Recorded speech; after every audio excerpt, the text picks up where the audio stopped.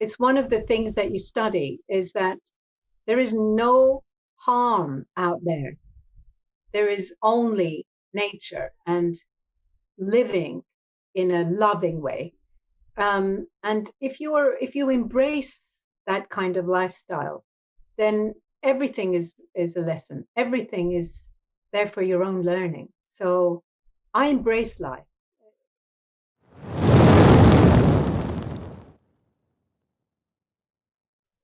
Hello, and good evening, everybody. So, another talk show. Today's guest is Harleen McLean. Hi, Harleen.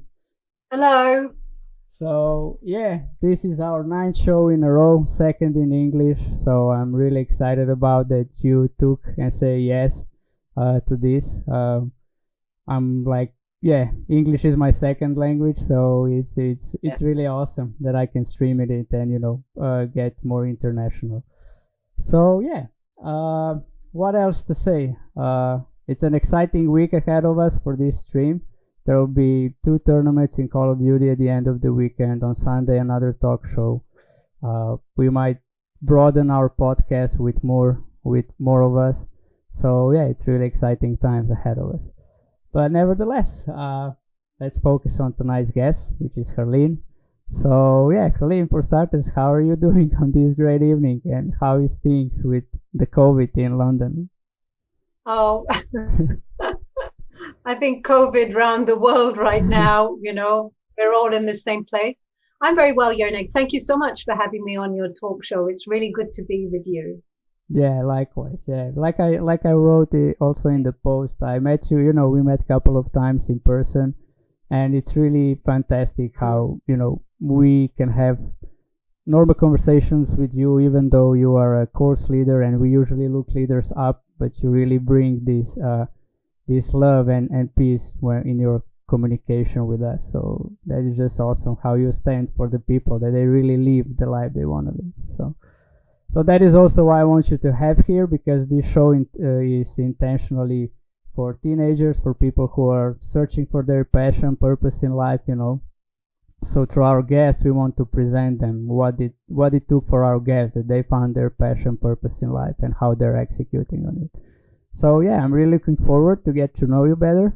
So let's start with the first question, which usually is, who or how was Harleen being when you were a teenager? You were in Kenya, so what did you deal with? What did you miss? What did work for you at that time? Many, many, many moons ago. As a teenager, in Kenya, I was brought up in natural surroundings, doing things, playing sport, being in the outdoors.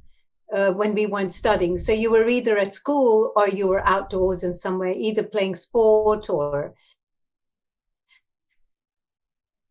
garden or outdoors with friends. It was always like that. A bit like you have it in Slovenia. Mm-hmm. Slovenia, the teenagers and even adults love being outdoors, don't they? So similar kind of life. Yeah. Mm. Okay, awesome.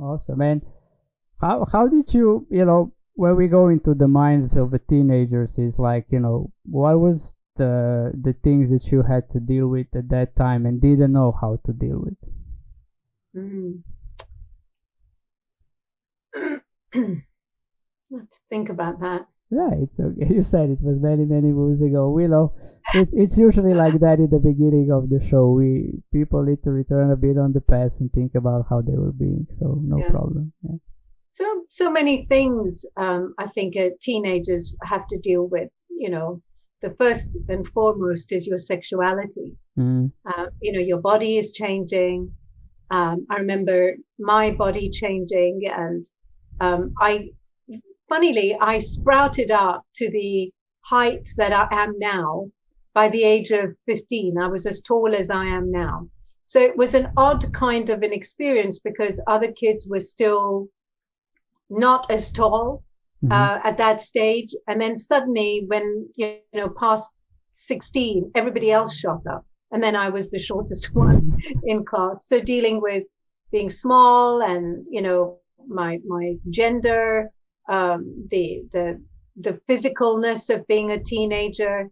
And then, of course, every single rebellion possible with parents, right? Teachers, parents. As teenagers, and I remember I thought I was an adult. I thought I knew better. That was one of the biggest, what can you call it? Controversial, tricky area of my life. Yeah. I totally can relate to that. I think most of us are. And how did you then, how it was for you? I mean, what was your experience? How adults treat you at that time? I think the best thing that happened for me is my father was very forward thinking, and he just immersed me into sport. We soon realized that he was a tennis champion, a cricket champion. He loved sport. And he introduced me to tennis, but I wasn't much good at it. So the next thing was golf. And, I got immersed in playing golf, and I loved playing golf. And so it was just the best thing that could have happened to me was get immersed in sports. Mm-hmm. Yeah. That is a thing that I think, as a teenagers, it's a good thing to have some kind of hobby. So besides school, where you can really emerge and develop yourself there.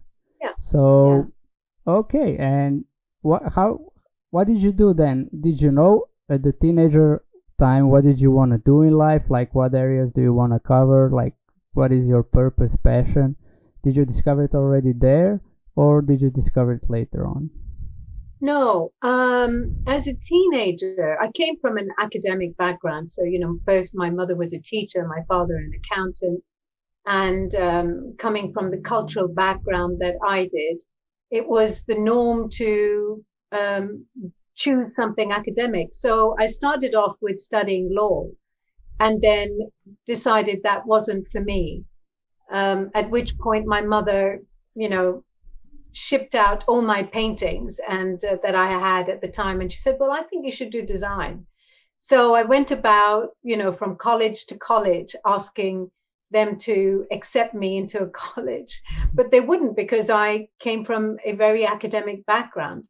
And in those days, arts and being an artist, being a fine artist, particularly, which is what I wanted to do, you had to have come from a vocational background, which I hadn't.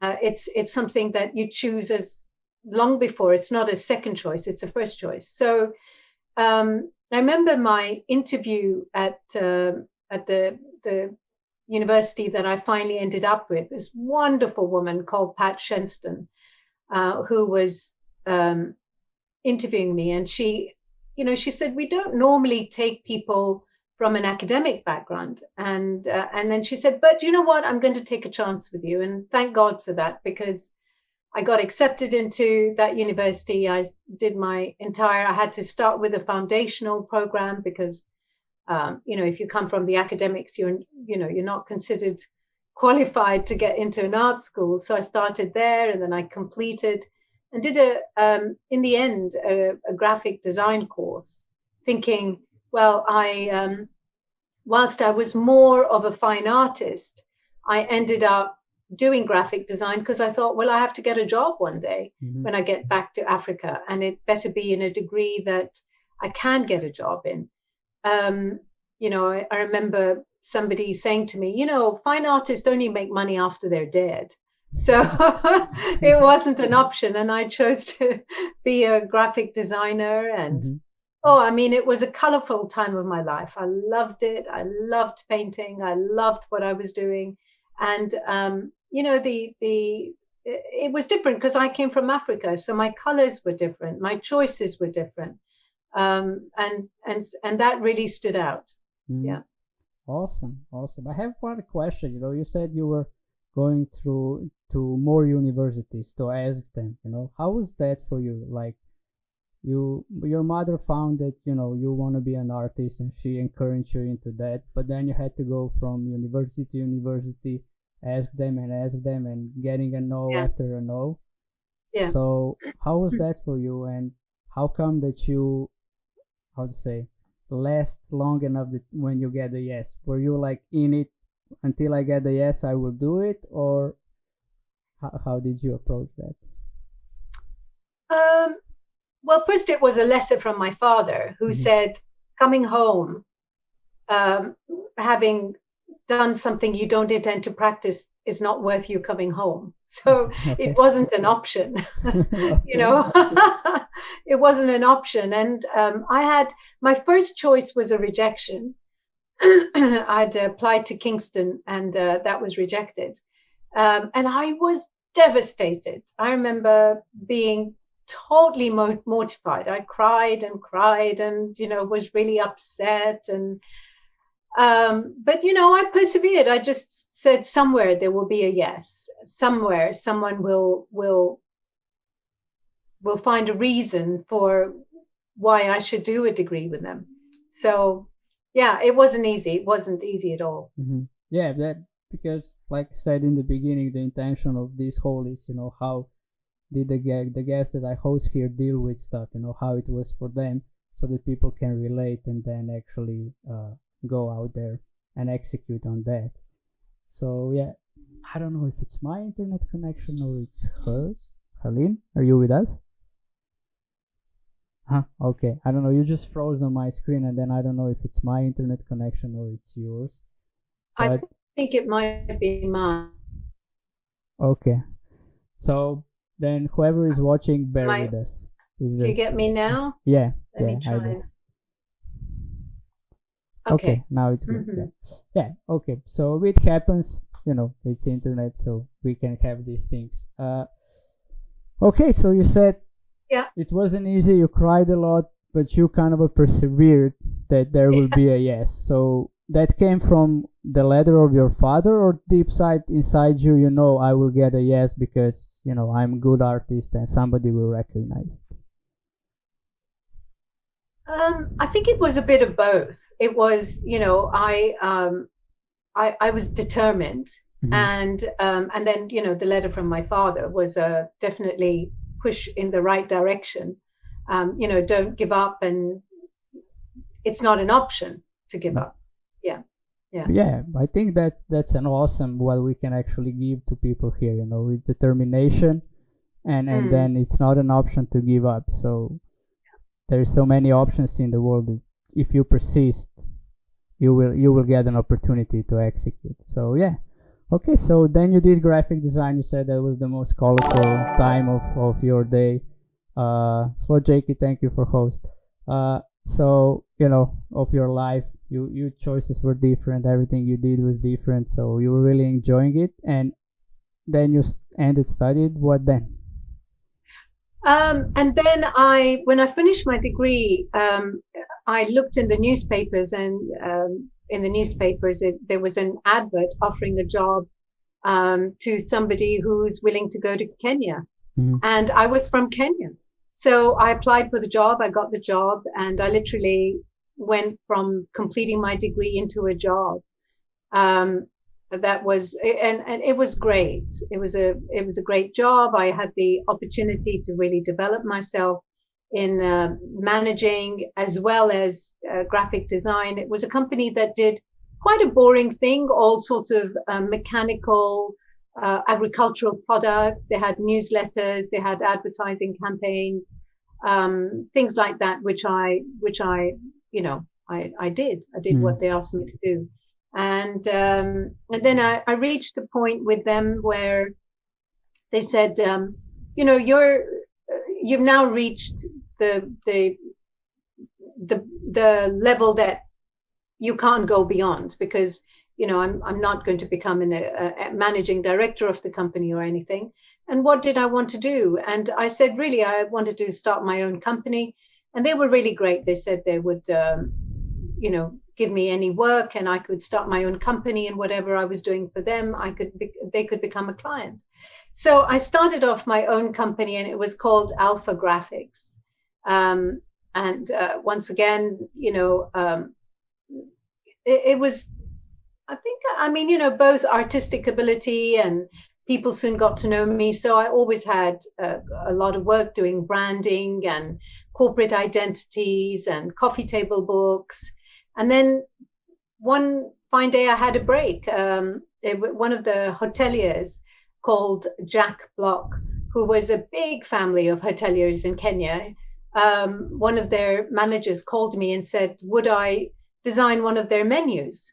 And I did, and it had a bird of paradise in it. A bird of paradise is a particular tropical plant that looks like a bird of paradise.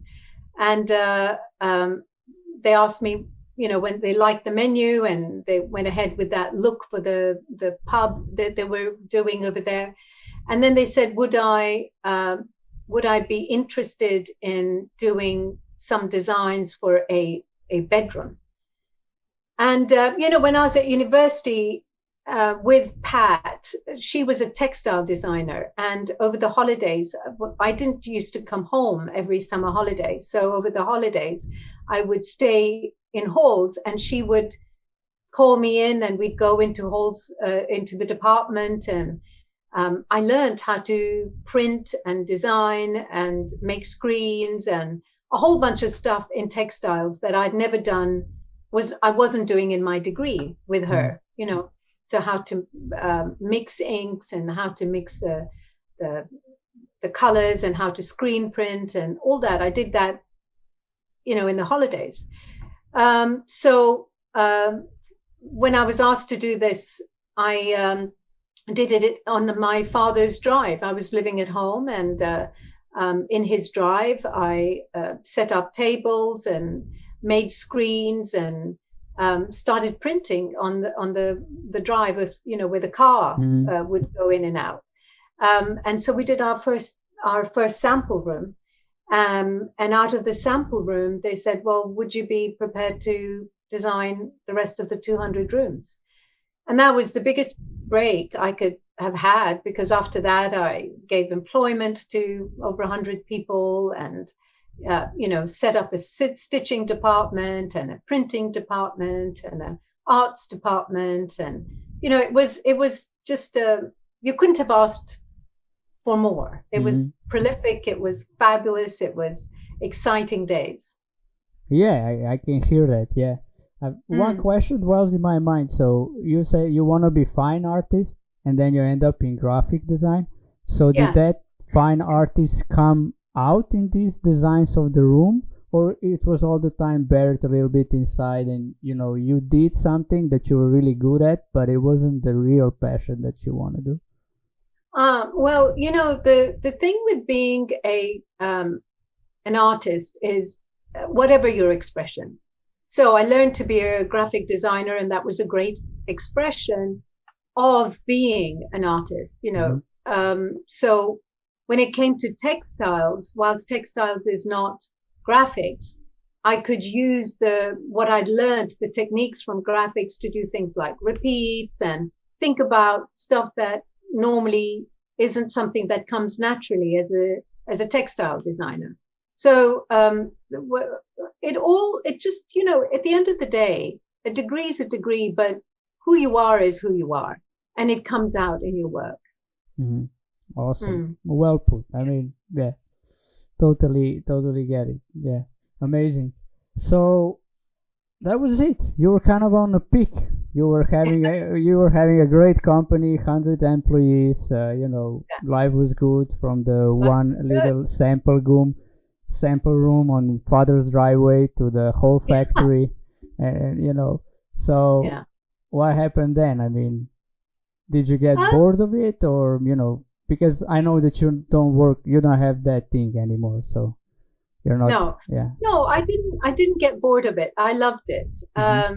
There was an event in my life where when you live in Kenya, you live in a country where part of the risk elements there are robberies, and there are unfortunate, challenging circumstances. And my mother was shot, and I was involved in that event, and it just changed my life. I made a decision that I was not going to be able to cope living in Africa, so I chose to move.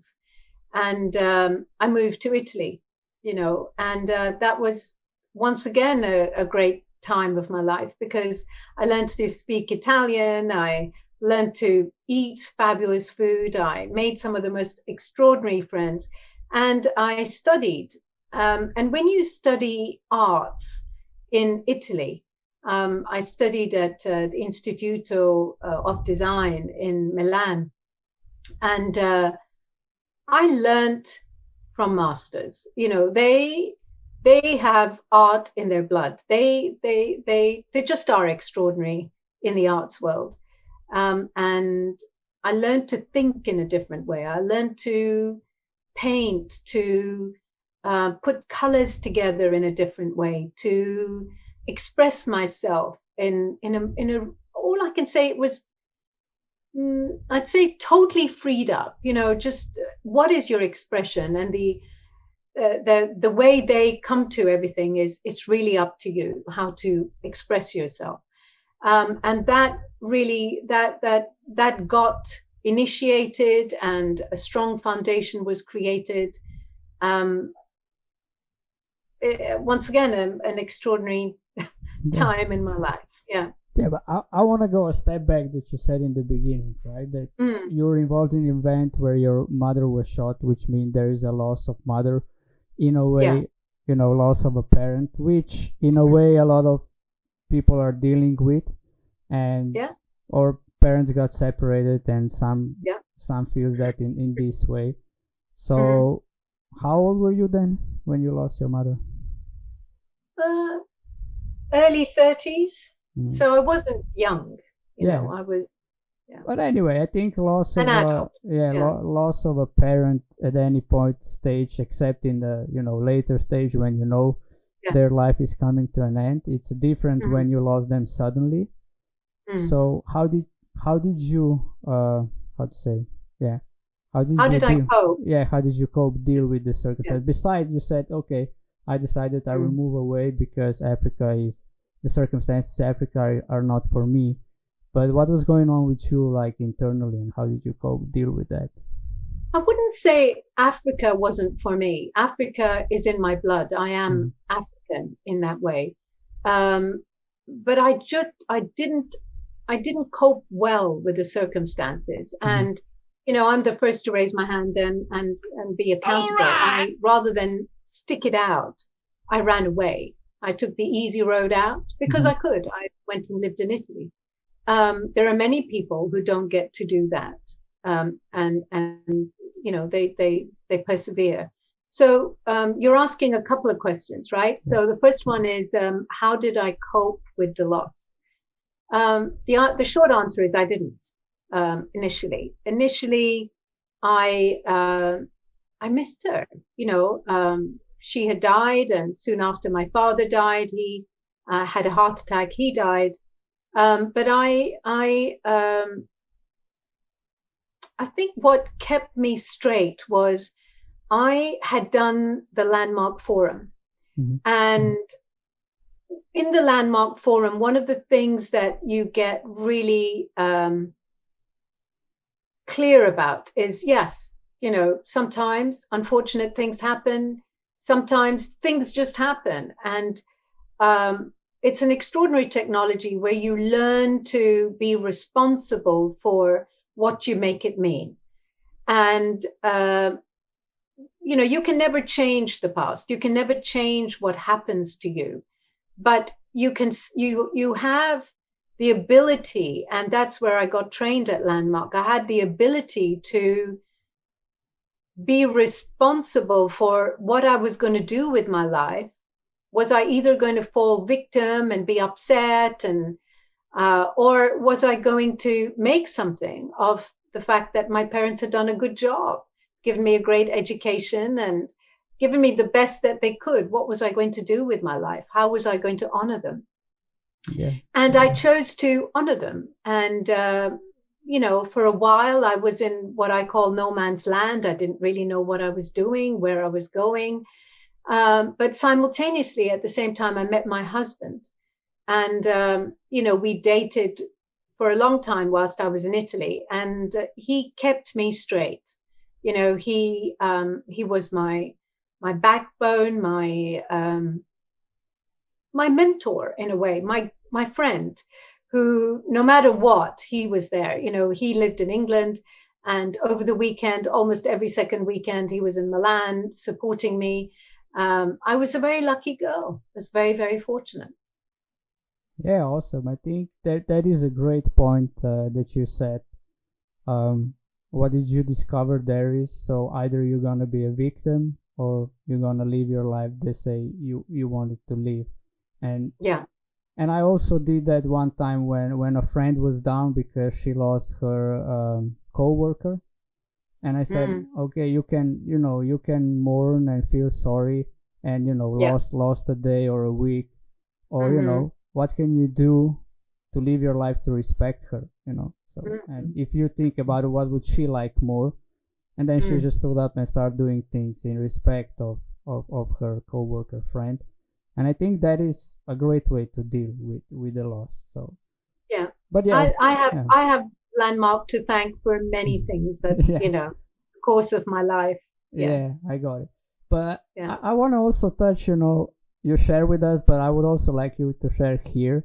So how did you met your husband? I think it's a great, it's a great, The great thing. story Yeah, is another yeah, story. another story.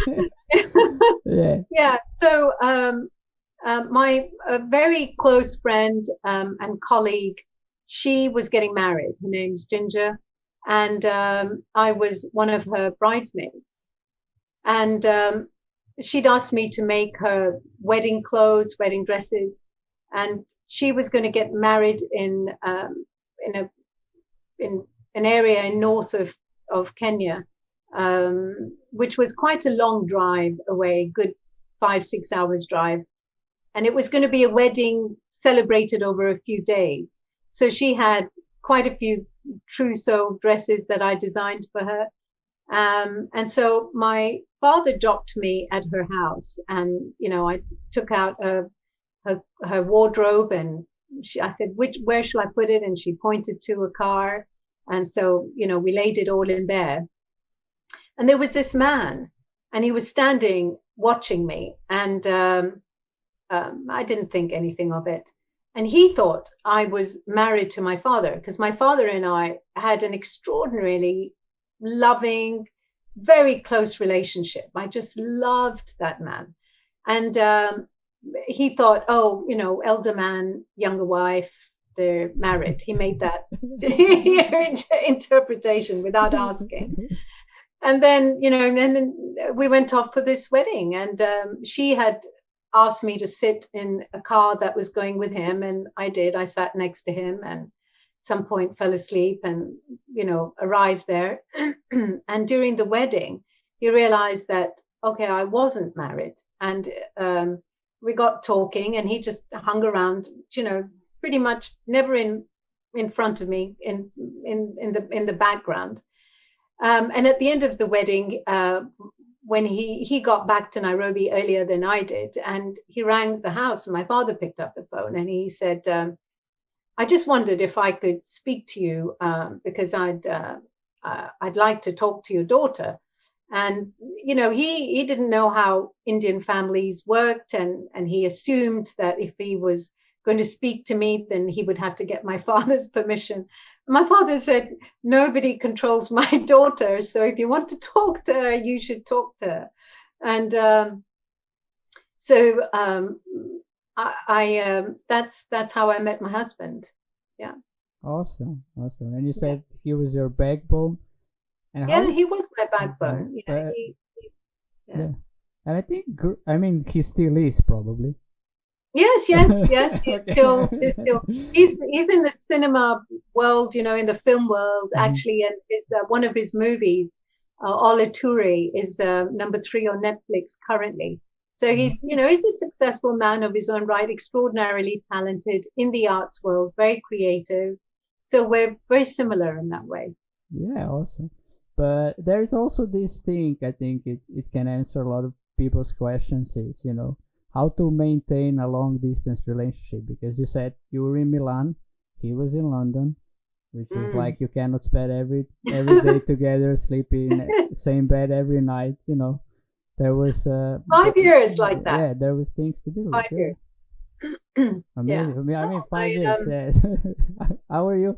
How the patience and everything? How did that go? Well, we're both quite independent in our ways, and one thing we wanted, and that was, we were in communication all the time, and I wanted to grow and expand, and I didn't want, in those days, I didn't want to go straight into a relationship. I wanted some space, and he could tell that, and he knew that if he pushed me, he'd probably not have a relationship. So it was really the best thing he could have done, and it's a wonderful way to get to know somebody, to court over so many years and be apart, and when you come together, you have these moments of great intimacy and vulnerability and a lot to say in a very short time. And you get to know each other in a different way. Yeah, I mean, great. What you said is, he knows that if he would push you, he would have no relationship. So, how did you just communicated that with him openly? Because what I see these days between couples is a lot of games they're playing. Have a couple of friends who are thinking, oh, if I need to say this, that she will say that, and whole tactics out there on the field, and being the master of competition, but not never in a fulfilled and happy relationship. So how did you two manage? So did you just have a straightforward conversation, or just really straight with each other? Mm-hmm. I've always been a straight talker. It's been one of you can call it a quality that some people find very difficult to be with. I'm a straight talker, and so is he.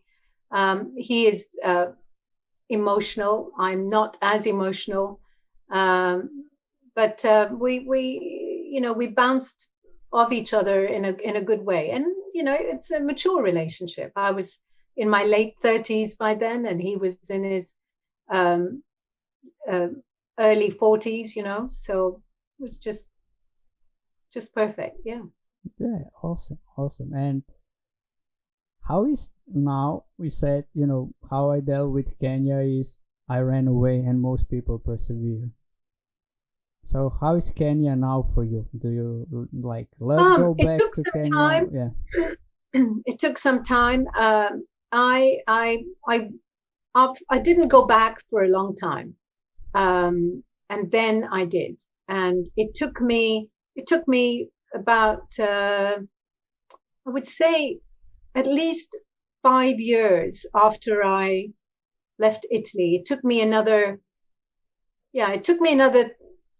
All in all, from the time I left Kenya to actually going back, it took me 5 years to go back and then slowly make my way, get comfortable and be in the surroundings that I grew up and loved in and was passionate about. And I'm still to get closure and completion. So it took me some time, but I can truly say that, I've done a full circle. I love Kenya. I particularly love the people, the landscape, and the animals, and the sounds, and the colors, and the smell. There's nowhere in the world like it. It's just, it's a passion of mine, and it shows in my work.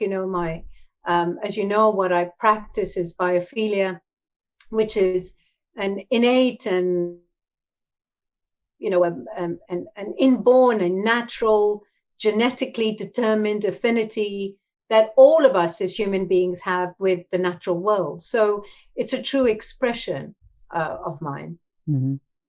Yeah, we can sense that in your work, and I would say you said biophilia, and whoever will look into it will see that means there are a lot of plants in your house and how you can have them.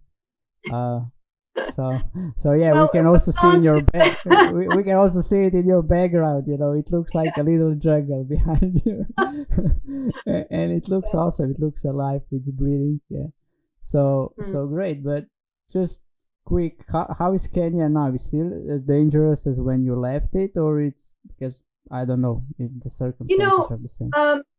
Every country has its challenges, doesn't it? Mhm. It does. I Yeah. mean, I live in London. London has its challenges, and Kenya has its challenges. It just does. It's a third world country. Mhm. A lot of people are very, very poor, and very few people are very, very rich. It's one of the challenges. But the wonderful thing about Kenya is that there is now an emerging middle class society, Mhm.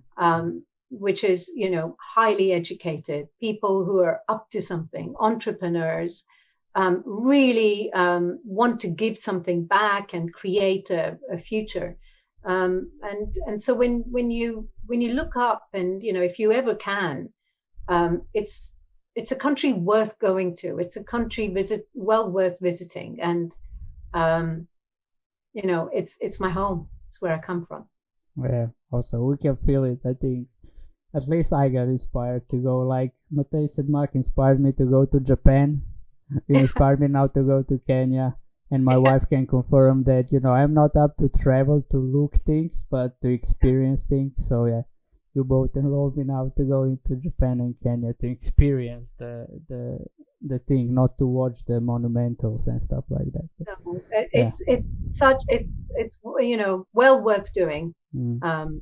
And for teenagers, they have these trips that you can go on in trucks and cross the country and stop and camp and cook, and it's just wonderful. It's a wonderful experience. Yeah, we can get that. I think I'm surely getting it. So okay, you said you were in Milan, and then you went to London, and how did you then come to what you're doing now? You said before you were artist and graphic designer. Where did you get this biophilia thing starts to running and to doing it? How did you come up to that? Because before I met you, I didn't know that is a thing. So I didn't know. I must tell you what it is. Well, because it's not just plants. Plants is one of the tiny elements of it. How did I come upon it? Well, I was in Florida. That's right. I was in Florida, and when I was training to lead the communication courses, which are one of the programs that Landmark runs. And you know what it's like these days. If whoever you are, people look you up and they get to your website. And one of I think it was a colleague or somebody who had looked me up came to me, and she said, I looked at your website. You're a biophilic designer. And I thought,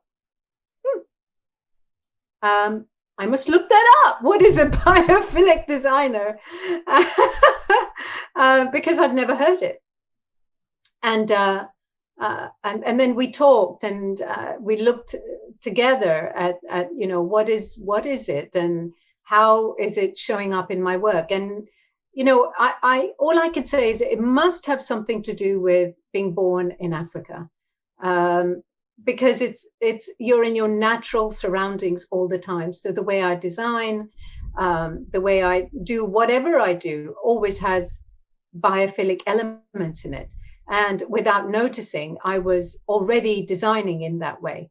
And then I started to really study it. And 5 years later, I just became really absolutely confirmed that when you say biophilia, it's what it is bio. It's a Latin combination of bio is life, right? And philia is love. So it's the love of life. And it's much more than just love of life. It's a natural progression. It's born, it's innate, it's in us. It's an inborn expression that everybody has. So whether it's the love of plants or colors or scenes or temperature or light or your creativity, whatever it is that you love, it's biophilic. And what I do as an interior designer who practices biophilia is it's my job to look with my clients, what do they want to create? And then bring all the biophilic aspects to it. That's what I do. And that's how I came upon finding out about biophilia. I mean, it sounds great, so now I look my background and I look yours and I see, okay, mine has posters and a computer. You could do with some biophilia. I could bring something more alive to it, right? Except me. So well, maybe after this we can talk. Yeah, sure.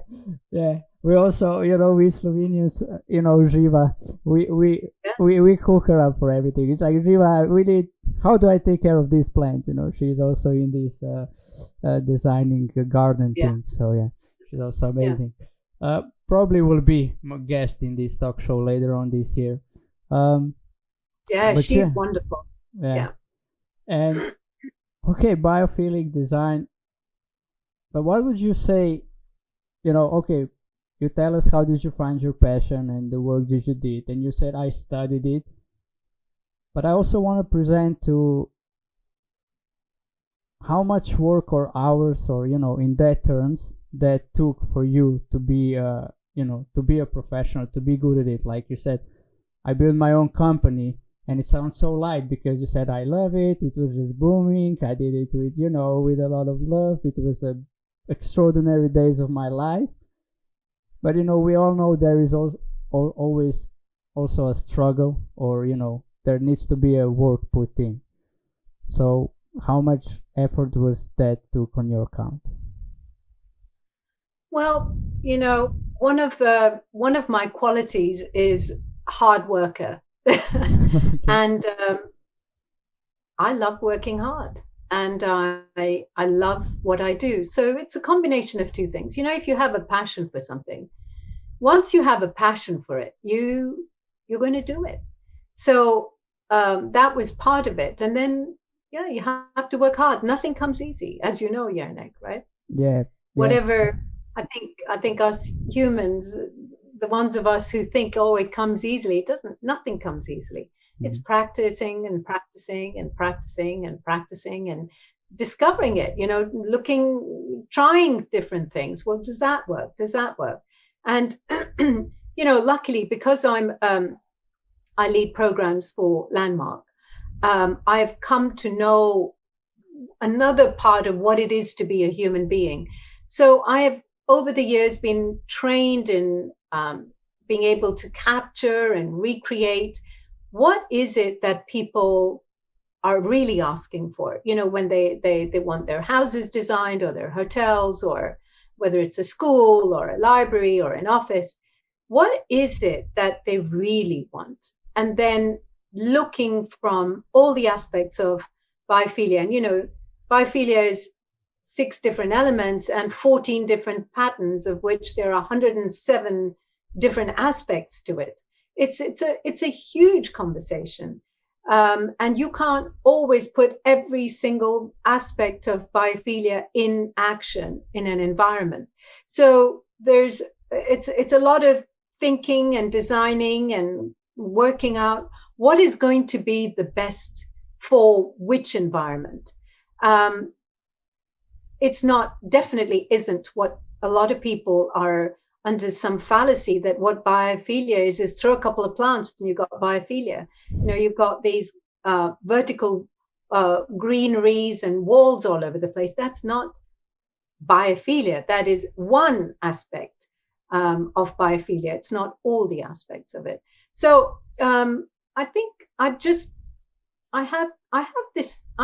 have an ability now to, with practice, be able to decipher what is fitting, what is appropriate, what's going to work for a client, what is the environment that they're working in. Are there children involved? How old are the children?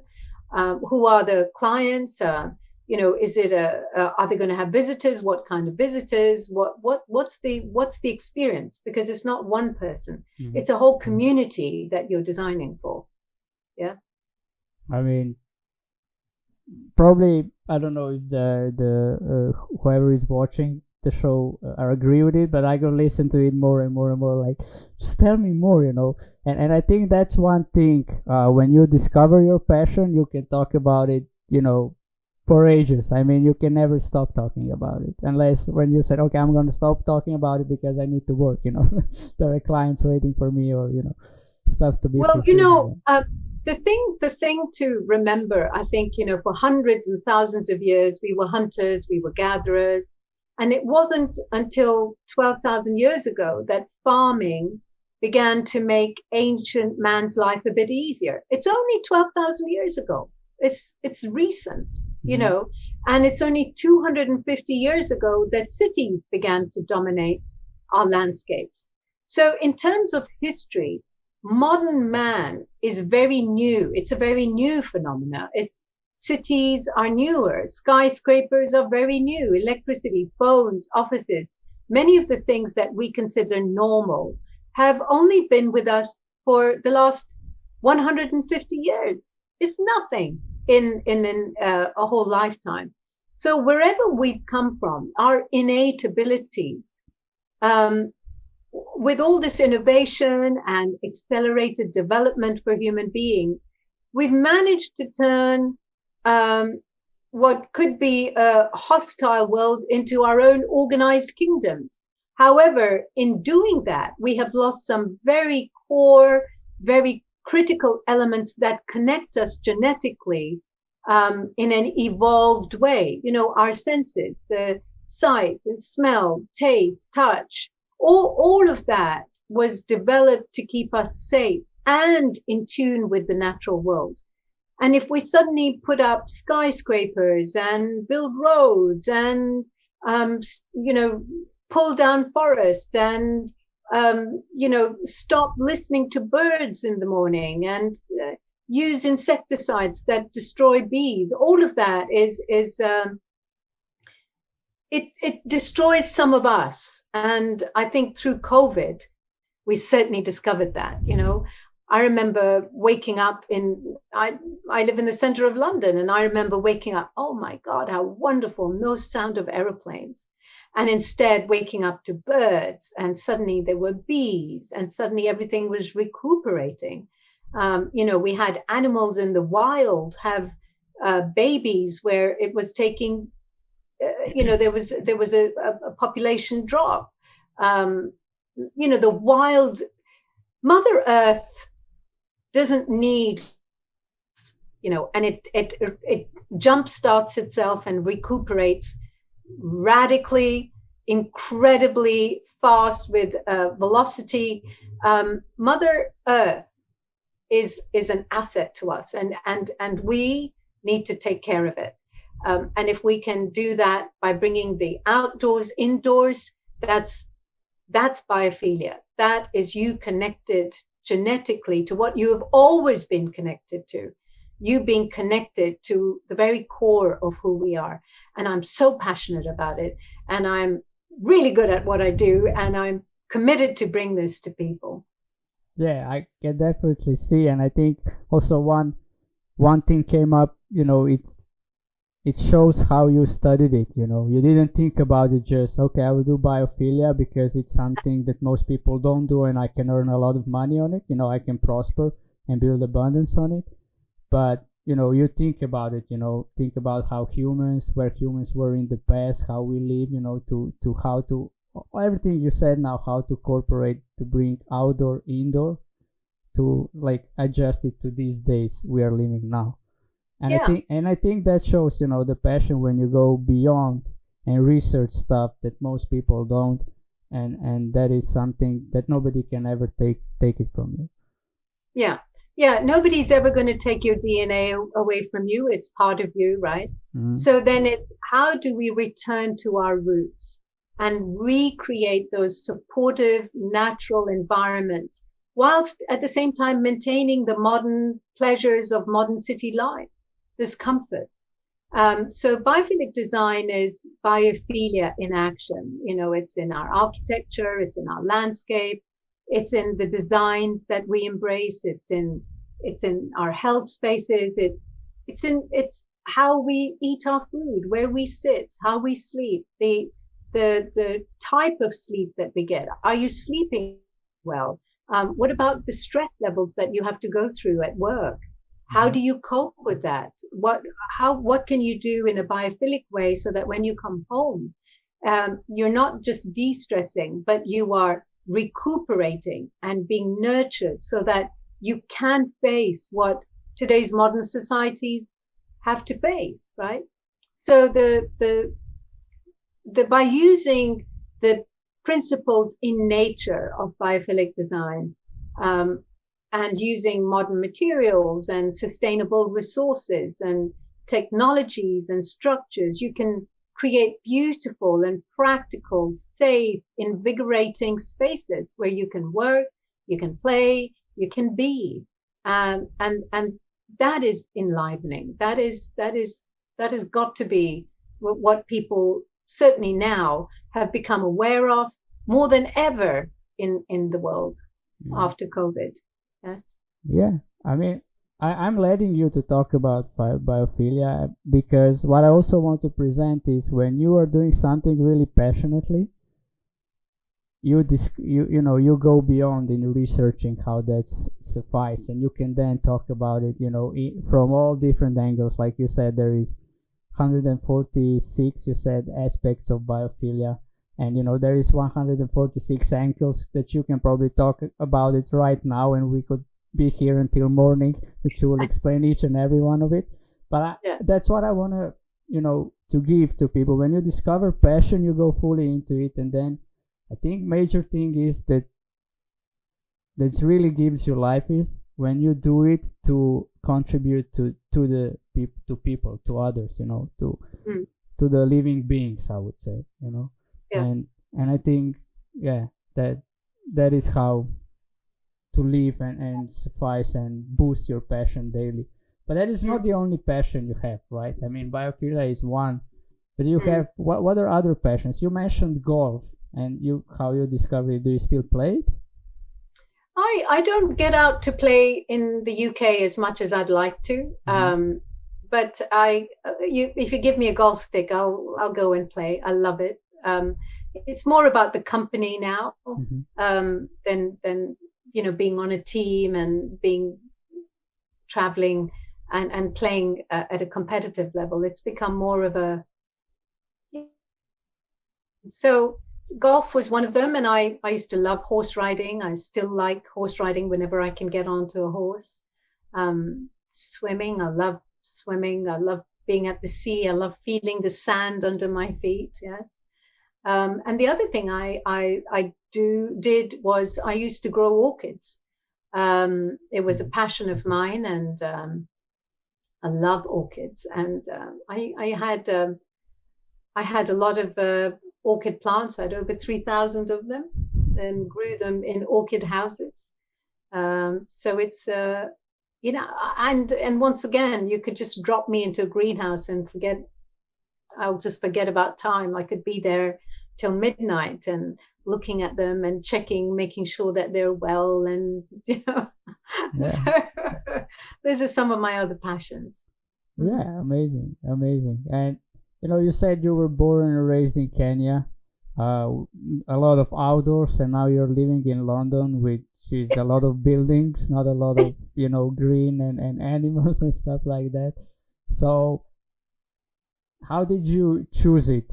Because somebody who, like you said, biophilia is what I love to do, love life and bringing outdoor, indoor. How did you then choose London, which is, or big city anyway, any big city on the planet, like London is, couple of millions of people.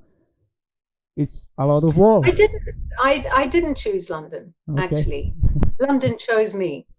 I was living in Milan, and in the final year, I think after 4 years after 4 years of living there, Malcolm asked me to marry him, and I said yes, and we went to Australia. We got married in Australia. He's Australian, and And then I came back and I went straight to Milan, and he was in London, and we were still doing this, bi-weekly meeting. And then I had a phone call from my mother-in-law, and she said, your husband makes movies. I said, yes. And she said, and what do you think he looks at through the camera when he's shooting? And he said, they are beautiful, and they are intelligent, and they are everything. And one day, if it goes beyond the camera to something else, you will not have ever lived in a marriage with your husband. And, those were wise words. And that was her way of saying it was time to live together. Mm-hmm. So we looked at whether it would be possible for Malcolm, given his work, for him to live in Milan, or would he, or could I move? And really, by the time we got married, he had a successful, he had based himself in London successfully. And so I moved. So there you go. Yeah. And one thing, I mean, I got that, but you said how your mother-in-law said it to you. And what came in my mind is, I think about it, a lot of people would go angry, or would go totally resistance on those words, right? Who are you to tell me what I need to do? It's between me and my husband. Leave us alone. Who do you think you are? In all that way. So how come you didn't take it so personally that you heard actually what you said? That was of her way saying, it's time for you to start living a married life. Well, first of all, I have a great deal of respect for my mother-in-law. My mother-in-law is an extraordinarily deep, intelligent woman with a lot of experiences, life experience. And I get along with her like a house on fire. We have a great relationship. And when a woman talks to a woman should listen. Mm-hmm. And I did. Yeah. Okay.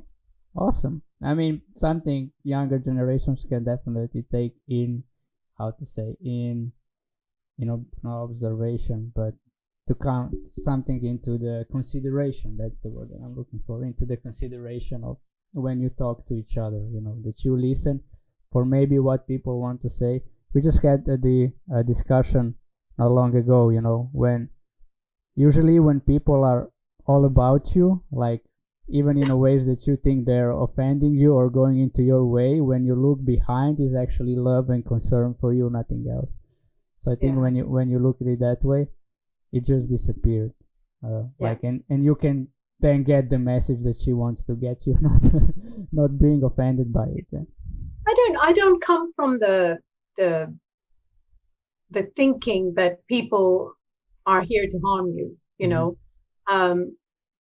I think that's in biophilia. It's one of the things that you study is that there is no harm out there. There is only nature and living in a loving way. And if you embrace that kind of lifestyle, then everything is a lesson. Everything is there for your own learning. So I embrace life. It doesn't matter the falls I get. It doesn't matter the wins I have. I embrace it. Everything there is a teaching behind everything. And I think it would be foolish for me not to listen to my mother-in-law. Yeah, especially if that thing that she said would happen, right? Then you would be thinking, why didn't I do it? Yes. I mean, either I think I'm, Greta Gabor or something like that that I'm invincible, or I listen, right? Mm-hmm. Yeah. Mm-hmm. And one other thing you mentioned before, you're leading courses for Landmark. Yes. I mean, why? Why do you do that? I also did Landmark courses. I don't know, it takes a great lot of training and classrooms and work days and stuff like that to be trained to really listen to people and what they're up about and to then support them in that. But why do you do it beside biophilia design? I mean, how can you cope doing something those things that are really big together? Well, how come? The bottom line answer is because the technology works. You know, Landmark, Werner Erhard is an extraordinary man, and what he has put together, the distinctions he has put for living life together, is they're profound, and deep, and life altering, and transformative in a heartbeat. So that's why, because I know the work works. It has worked on me, and it has worked on more friends and family than I can tell you. And that's why that's the answer to your first question. The second one is, how do I incorporate the two? Well, because I have the technology and I've been trained to use the technology. So I worked on staff at Landmark, and it's the best training a human being could have. And after that, I've been able to use my time resourcefully. I have very stringent structures, and I've become disciplined. But you know, if I was left on my own, I'd probably be sitting on a beach doing nothing. Yeah. At some point when I, you know, when I did the Landmark courses, I really got for myself that there is a life that's available when you discover the distinctions of Landmark and get used by them. And that's profound. True. I can agree with that. And I just want to mention here, this is not any type of commercial or propaganda for Landmark or any other courses. It's just what Harleen does, and we're getting into her life and why she's doing that. I done it also. That's how we met, because she led communication course in Slovenia, and that's how I met. And I found a really extraordinary person who supported me also through the relationship that I have now with my wife and everything. So yeah, that's what I want to mention. That really doesn't want to go in any way of that this is some kind of propaganda or commercial for anything. It's just what you do and why you do it. The most important is why. And how did, I mean, yeah, okay, you discovered it with the technology works and you want to give it away, and that is why you're a leader. Simple as that, right? Yeah, and that is one thing that I want to give out there, is that's how easy you can find a purpose or passion in life. You go out there, you live life, you take opportunities. It's not always comfortable, but you know, that's how you discover what you want to do. Like sitting at home and waiting for something to fall in your laps probably won't happen. Or sitting on a beach, like you said, doing nothing. Probably be a good thing. Yeah, she's sitting on a beach. But then when you think about sitting on a beach for a month, you know, it can get pretty boring. That's right. and depressive and miserable, right? So yeah, I mean, awesome. It's like anything else that you would like to share with the viewers, with everybody who is going to watch in the recording. It's like about you, what you're up to. I mean, you said a lot. I mean, we get to who you are and why you're doing it and what it takes for you. But is there anything else you would like to say? Just share? My love for Slovenia. Yeah. And, you know, your teas, your landscapes, your passion, the people's vibrancy is to be noted. And nothing, it's just been such a pleasure, Yernak. Thank you for having me on your show. Yeah, thank you for saying yes to it. I was, it's really, like you said before, the technology works, and it really does, because I reached out to so many people, and I think we have 21 confirmed guests until end of year out of 26. I only got 2 no's, and it's basically because people doesn't want to share them in front of the audience. Not that they wouldn't want to do it, but like to talk with me about their life, just not with the broader audience. They don't want to go public. So, and it's really amazing, to be this enrolling. And when people say yes to it, it's one of the best things. I mean, always. So it was really a pleasure to have you here. I mean, if chat has any questions, please post them so we can get Harleen some more questions. Yeah. If not, I would just what's next? What's next in your life? Like, what is the next thing that you want to achieve? Well, in my career in biophilia, we launched our first ebook today. It's on our website, and you can go and get that. But I'd like to, the next step is to publish books and start a training program in biophilia. That's what I'd like to do.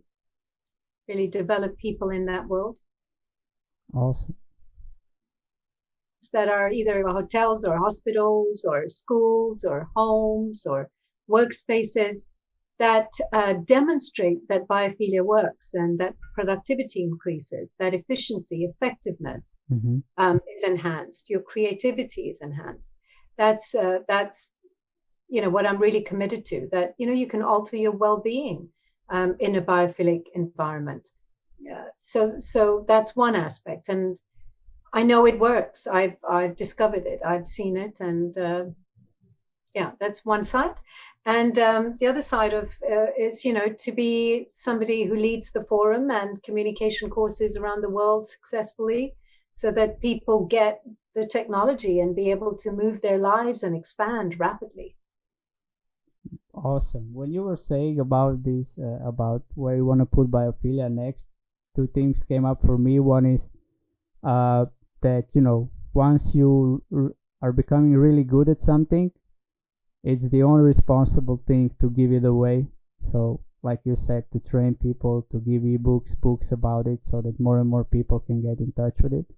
And the other thing was, when you saw it works, when you said that it works, that you saw it, you discovered it, I was like, I was imagining myself walking up and down this room, and if there was a plant beneath the whiteboard, I would be like talking to the plant, hey, it just boosted creativity in me just from what you shared. So yeah, I think, Ultra, if you're watching this, or if not, if you're listening, that's next thing we're gonna do it. We need to do this. Yeah. We had a deal with Jiva that she will help us also with that. So and of course I will ask you for advices, what you think we can do. Yes. Anytime. Awesome. Yeah, definitely. Well, there is no questions. I think people really get in touch and get to know you. So that is also one thing. When I ask questions, sometimes they have nothing else to question actually, because we get to know our guests really good. So yeah, thank you very much for coming. And yeah, guys, this will be it's recorded. We will put it on YouTube in the next days. So I'll share a link with you, so you can also share it with your audience, with your followers on Instagram and Facebook. So yeah, more and more people can get to know who Harleen McLean is and what she's about. And I think it's awesome. What it's called? Not exam. Yeah. It's an awesome example of a human being who is up to something bigger than herself. So thank you. And really living life passionately, regardless of what you've been through, with all the stuff that you had with your mom and dad, and moving from place to place, long distance relationship, all the things that you need to overcome in yourself, about yourself. Yeah, it's just great. So thank you guys for watching. It was a really lovely evening. I mean, we just get some biophilia from all the flowers that you had in the background. so yeah, and yeah, let's hope this COVID stuff will be quickly behind us, and you can come to Slovenia again. We can meet in person, and have a good I look time. forward to it. Yeah, I look forward to it. Jarna, thank you very much. My love to Ushka and your little baby. Yeah, thank you.